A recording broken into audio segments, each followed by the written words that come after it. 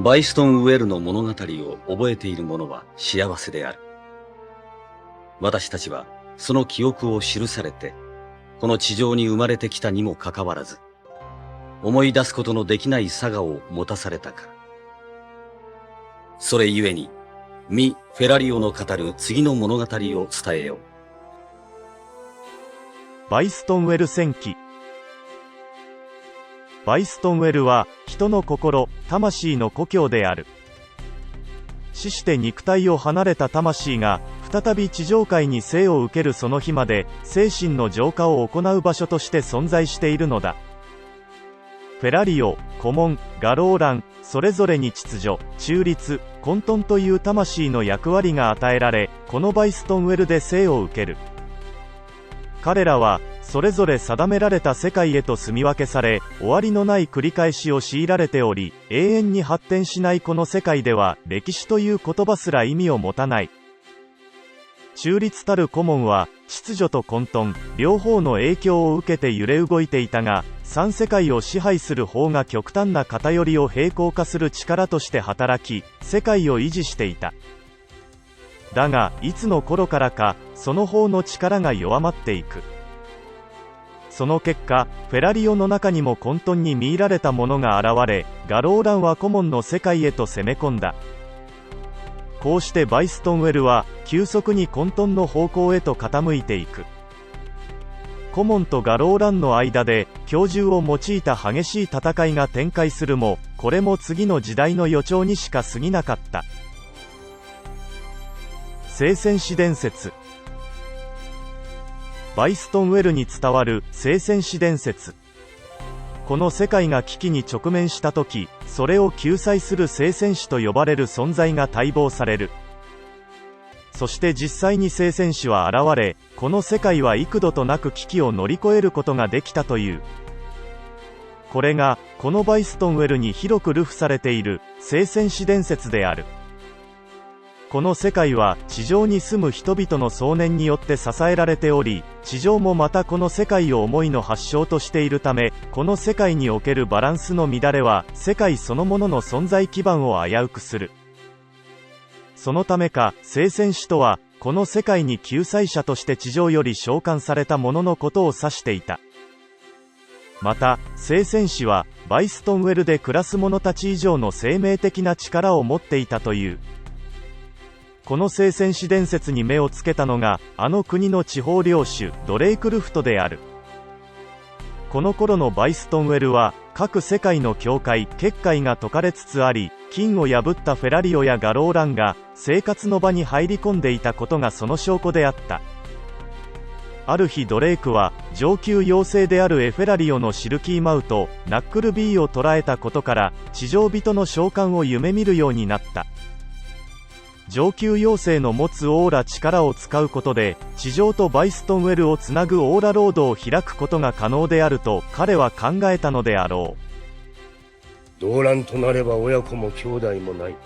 下克上が世の習いなら、討たれるべき王を力ある者が討ち滅ぼし世を平定する。そのための聖戦士なのだ。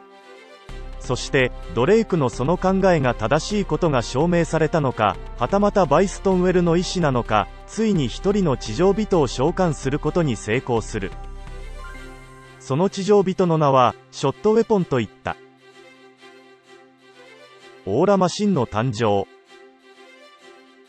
地上界からバイストンウェルへと召喚されたショットウェポンは地上のロボット工学者であった。技術者であったショットはこの世界の力に興味を持ち始め、動植物の研究から謎の生態エネルギーオーラの原理を解明することとなる。オーラの力とは例えばミフェラリオをはじめとする有翼生物、彼らは地上界の物理法則を無視するかのごとく小さな羽で自由に飛翔する。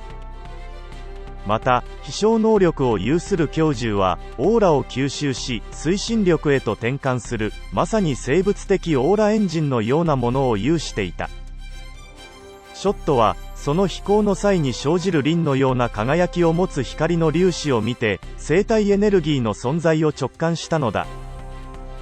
ショットは自らを召喚したあの国の地方領主ドレイクの下でオーラエネルギーによって駆動するマシンの開発へと着手する。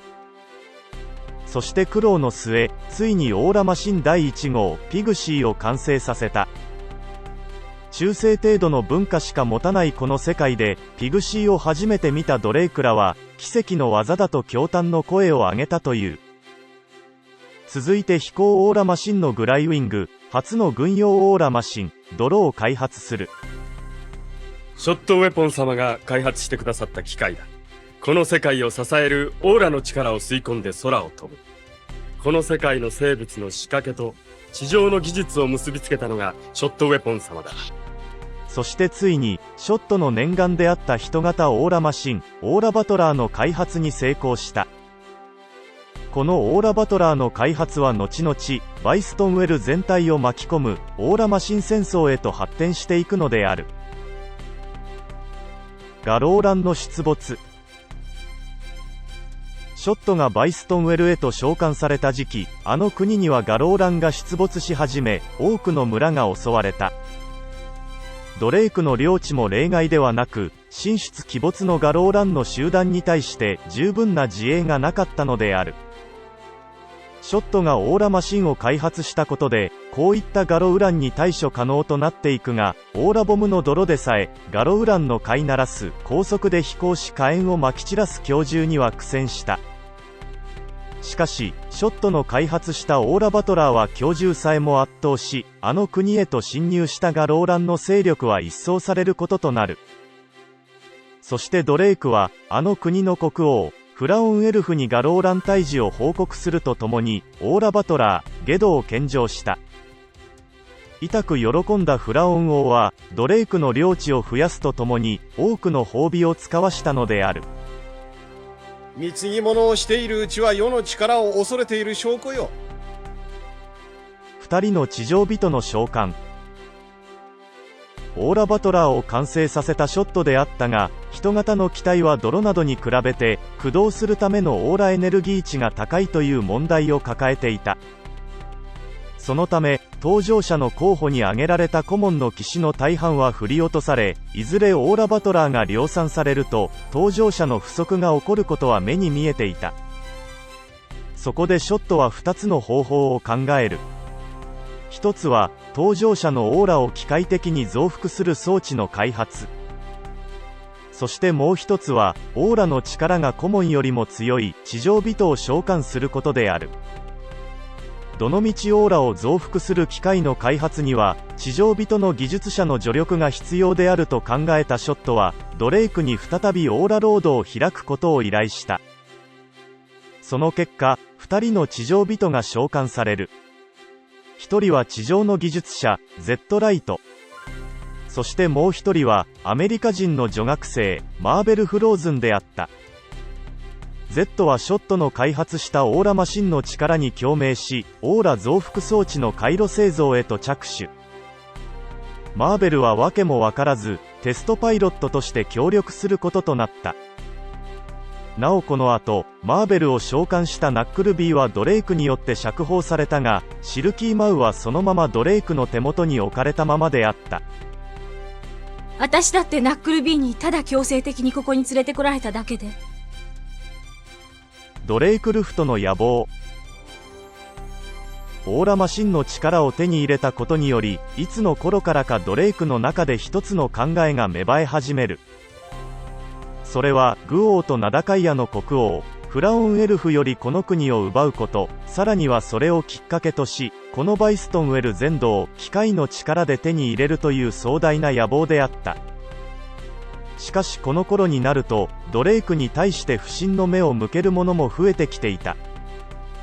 ドレイクは初の量産型オーラバトラーのゲドやドロなどをあの国王へと献上し標準を装っていたものの、オーラマシンの力は一地方領主の扱える代物ではないことは明白である。特にドレイクの隣に領地を構えるロムンギブンは警戒を強め、密かにドレイクの機械の館に自身の手の物を紛れ込ませていた。そしてドレイクやショットがいわゆる下克上を企んでいることを知り、ドレイクらの野望を阻止するための行動を開始する。まずドレイクの元に身を寄せていた聖戦士の一人であるマーベル・フローズンにドレイクの野望、そしてバイストンウェルの危機を解き味方につけることに成功。そしてドレイクから盗み出した技術により独自のオーラマシンの開発へと着手した。